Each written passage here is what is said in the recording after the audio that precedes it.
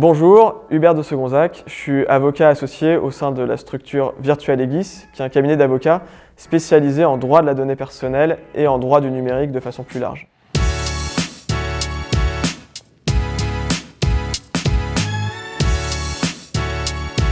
Le RGPD, c'est l'acronyme pour définir le règlement général sur la protection des données personnelles. Donc c'est un texte qui va s'appliquer à toutes les entreprises qui collectent des données dans l'Union européenne. Ces données à caractère personnel sont les données qui permettent d'identifier une personne de façon directe ou indirecte.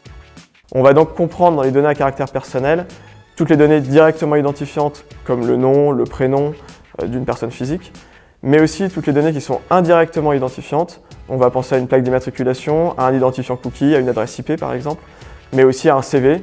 Même les CV anonymes vont être considérés comme des données à caractère personnel.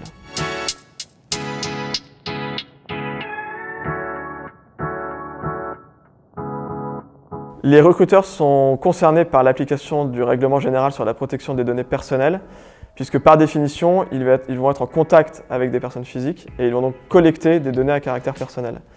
À partir du moment où une entreprise fait des traitements sur des données à caractère personnel, ils sont soumis au RGPD.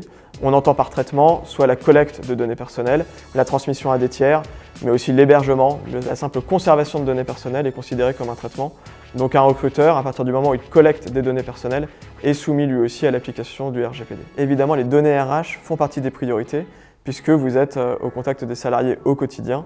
Et donc il est important pour eux de savoir que leurs données sont correctement traitées et sont sécurisées.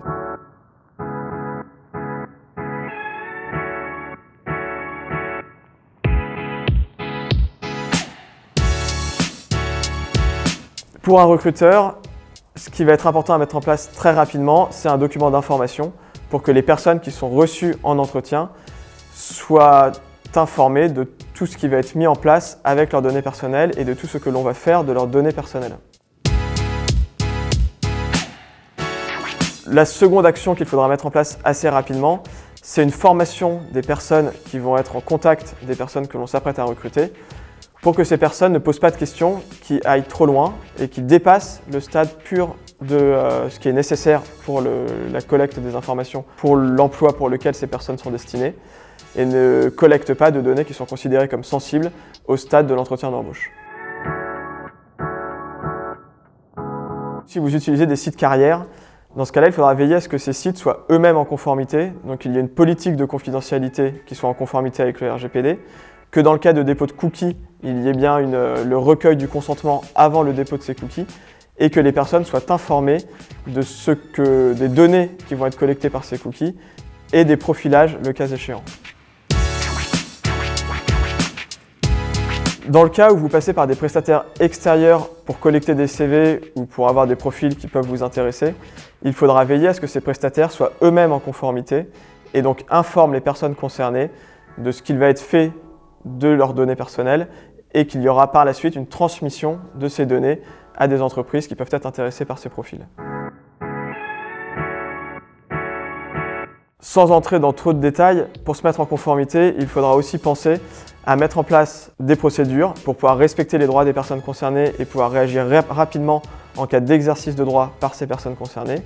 Il faudra veiller à avoir des registres de traitement qui sont imposés par le RGPD.